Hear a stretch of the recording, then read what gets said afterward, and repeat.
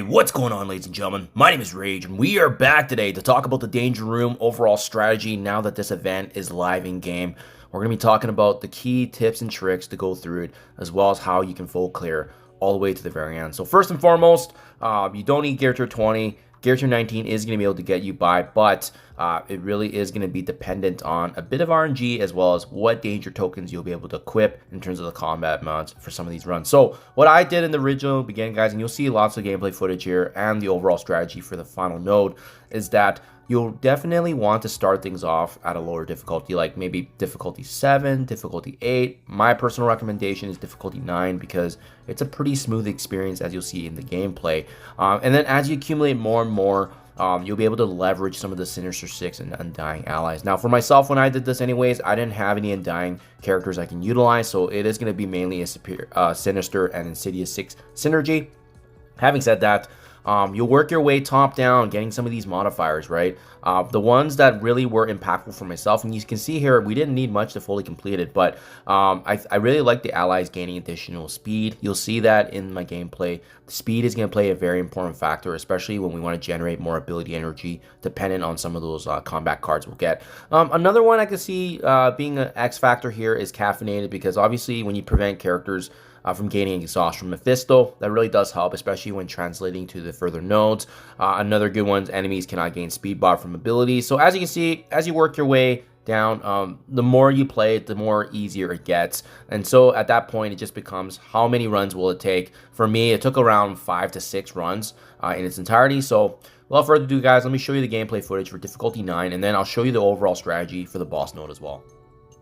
Okay, so starting off, you'll see that this is going to be difficulty 9 and how I build up my cards and packs as we proceed here. What I personally recommend, guys, Green Goblin Classic, Hobgoblin, they're going to be a very, very powerful combination, because you'll see as we continue with this gameplay here, first and foremost, even in difficulty 9, both my characters here are Gear Tier 19, and they absolutely slap. And you'll see that as we continue along here, how quick you can actually get through difficulty 9. I like this time investment versus what you're getting for rewards, because of the fact that you can easily build up obviously your tokens, right? And what you want to be focusing on when you're working through these cards is, as you saw on screen there, we want to be anything with speed, anything with energy, as well as giving us that extra edge in terms of just being able to generate additional turn meter and so forth. So even in this node 2 at difficulty 9, we don't do much, but these enemies do drop like flies. Like, they're pretty squishy, and that's what I mean. Just like that, not even a minute of gameplay, you can see we earned 20 of those points that we can use at the very beginning for the mod. So that's how quick it can be, guys.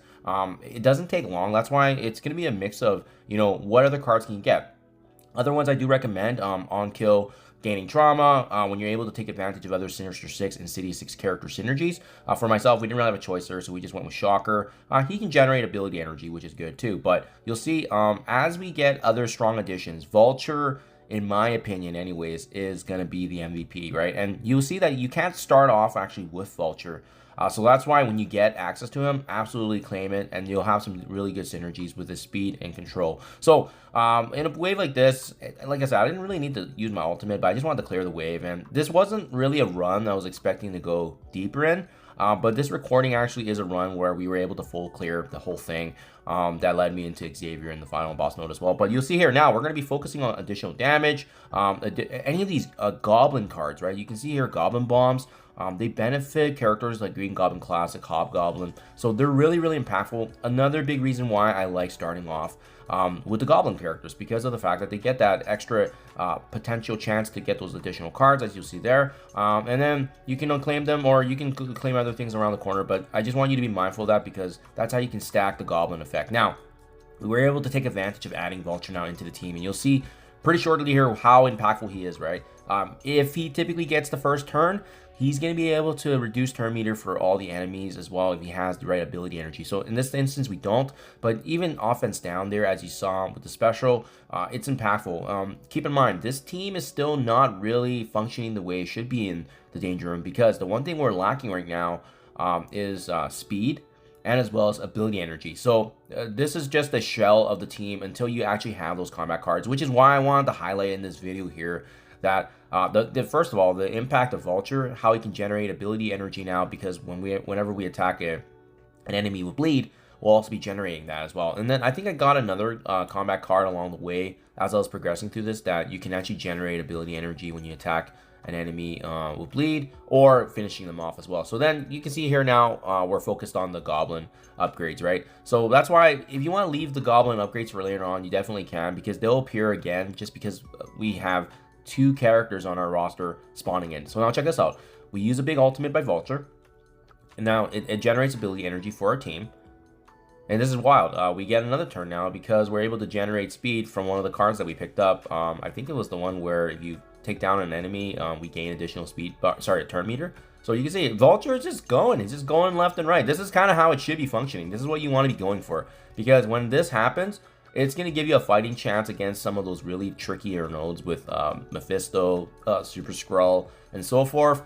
So it snowballs really quickly, guys. The crazy thing is you actually don't need a full Insidious Sinister Six team. You can have 3 or 4 characters and you can get the job done. So once again, the Goblin Bombs comes up. But another good one, though, is the Brick House, because if you're finding that your allies don't have enough armor and resistance, that's a 50% boost right there. So I think that's a good wrap there in terms of just what you expect. But like I said, take a look at these shops. Make sure you're trying to benefit, once again, anything with goblins, an additional speed bar, bleeds, anything that's going to increase their damage output, because that's honestly how you're going to get to the very end here for some of those really tricky nodes. Now let's talk about the last node here, being the boss node, and what you'll be needing to do.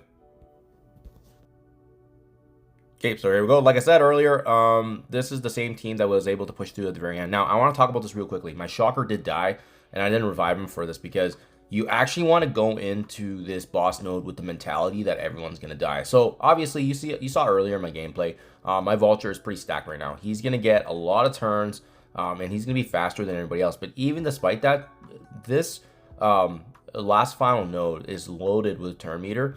The enemies likely will get their turn before you. Xavier likely will attack you before you can get a chance to move. And that's why you want to go in with the mentality that you're probably going to get destroyed in this initial wave. But thankfully, finally, our Vulture gets a chance to go. He generates ability energy.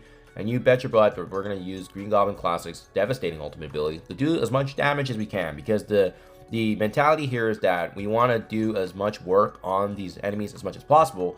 Before you know it, that's the impact of the cards that we have now. Check this out. We took out, basically half their team. We're still using Vulture to take them down as much as we can, focusing on some of the big damage dealers like Big Time Spider-Man. And yeah, you're just trying to do work. And again, this was done with no one dying, nothing like that. And just trying to leverage the big value add of Sinister Six and Insidious, taking advantage of speed and turn meter. Now, okay, that was a very, very successful attack. So that's why in this boss node, guys, by the time you get here, make sure you have at least 150 to 200 health packs. And that's why I left my Shocker out of the battle in the first combat, because now we have 200 to heal our full team up with the 4 members. And this is going to be an absolute joke here, guys. So it's going to be a walk in the park, because we're prepared.